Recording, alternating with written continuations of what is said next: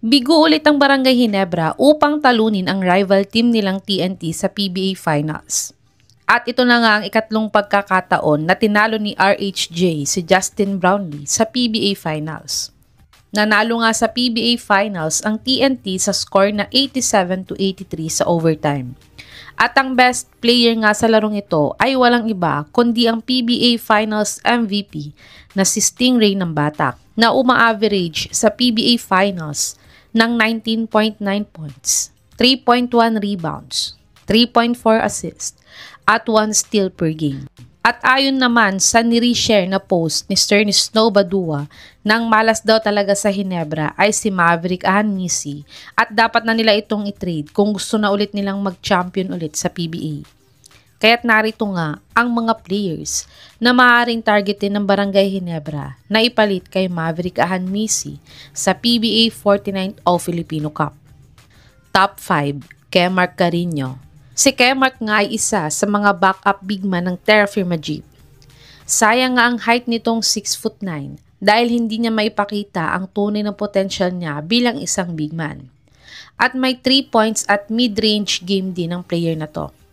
Kaya't kung gusto ni Coach Tim na i-develop ang player na to at ibalik sa natural position niya sa power forward si Japet, ay pwede niyang kunin si Kemark upang gawing starting center nila this PBA All-Filipino Cup. Uma-average si Carino ng 7 points, 4 rebounds, 1.1 assist, 0.3 steals, 1.1 blocks, 36% 3-point shooter, at 100% free throw shooter sa kanyang PBA 49 Commissioner's Cup. Panoorin natin ang maikling best game highlights ni Kemark sa Terrafirma Jeep kung may potential ba ang player na to.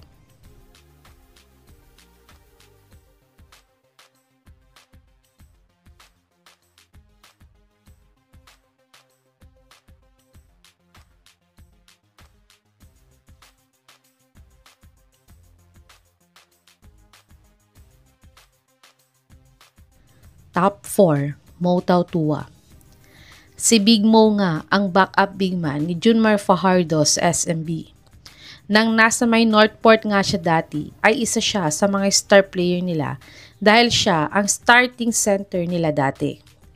Kaya't kung mag-gamble nga ang Ginebra at subukan nilang kuhanin itong si Tau Tua, ay baka bumalik ang dating star player na laro niya kung gagawin nila siyang starting center next conference.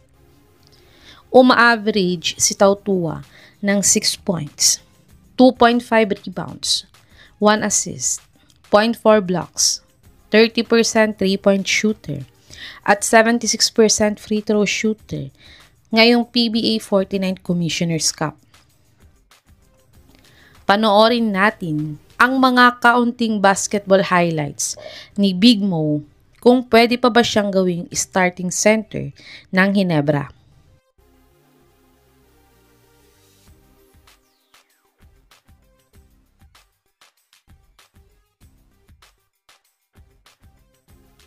Top 3, William Navarro. Si Navarro nga ay isa sa mga rising star player ng Northport ngayon. Dahil kahit nagaling ito sa injury last PBA 48 season, ay maganda pa din ang pinapakita nitong si Navarro sa dalawang conference na nagdaan ngayon. At siya nga ay matagal na din na tinatarget ng Ginebra na makuha pero hindi lang natutuloy dahil nga loaded daw ang lineup nila. Pero ayon nga sa source na to, ay susubukan daw i-offer ng Ginebra itong si Ahanmisi para kay Navarro sa mga susunod na araw. Si Navarro ay nag-average ng 9.3 points, 5.6 rebounds, 2.1 assists, 1.5 steals, 0.8 blocks, 38% 3-point shooter at 59% free throw shooter sa kanyang PBA 49 Commissioner's Cup. Panoorin natin ang maikling game highlights ni Navarro kung magiging fit nga ba siya sa sistema ni Coach Tim Cone.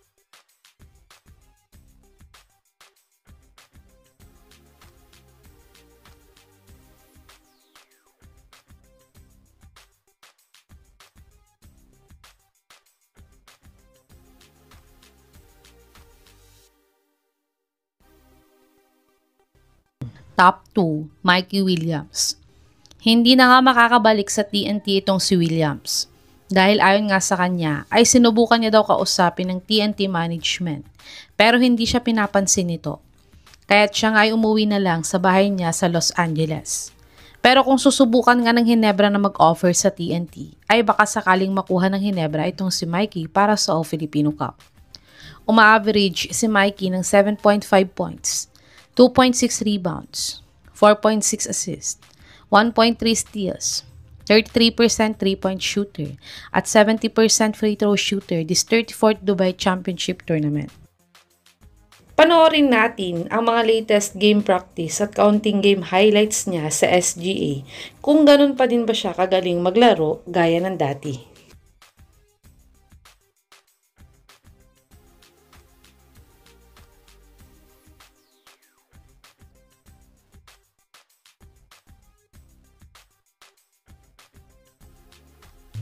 Top 1, Kevin Abueva. Hindi nakakagaya ng dati ang laro ni Abueva ngayon sa Magnolia. Siguro ay dahil nagkakaedad na din ito o di kaya ay hindi lang talaga siya fit sa sistema ni Coach Chito Victolero. At may mga Ginebra fans nga na nagsasabi na si Abueva nga daw sana ang kailangan ng Ginebra gaya ng finals game nila kontra sa TNT na talagang humahasel sa bola at dinadive ito at ang depensa niyang nakakainis sa mga kalaban. Kaya't wildcard nga ang pagsama natin kay The Beast sa mga trade target ng Ginebra ngayon at kung susubukan na nila siyang kunin sa All-Filipino Cup ay tiyak na magkakaroon nga sila ng masipag dumepensa at hustle player sa Ginebra. Uma-average si Abueva ng 6.5 points, 5.6 rebounds, 1.9 assists, 0.5 steals, 0.3 blocks, 20% 3-point shooter, at 53% free throw shooter this PBA 49 Commissioner's Cup. Panoorin natin ang kaunting basketball highlights ni The Beast kung ano ang pwede niyang itulong sa Ginebra kung siya ay kukunin nila sa All-Filipino Cup.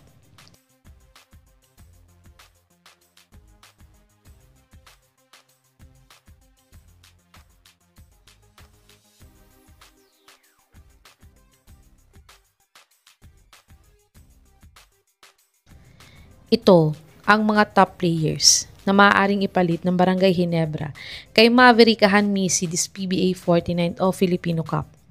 Sa tingin niyo mga kababos, sino sa mga players na to ang dapat kunin ng Ginebra upang tulungan sila sa All Filipino Cup?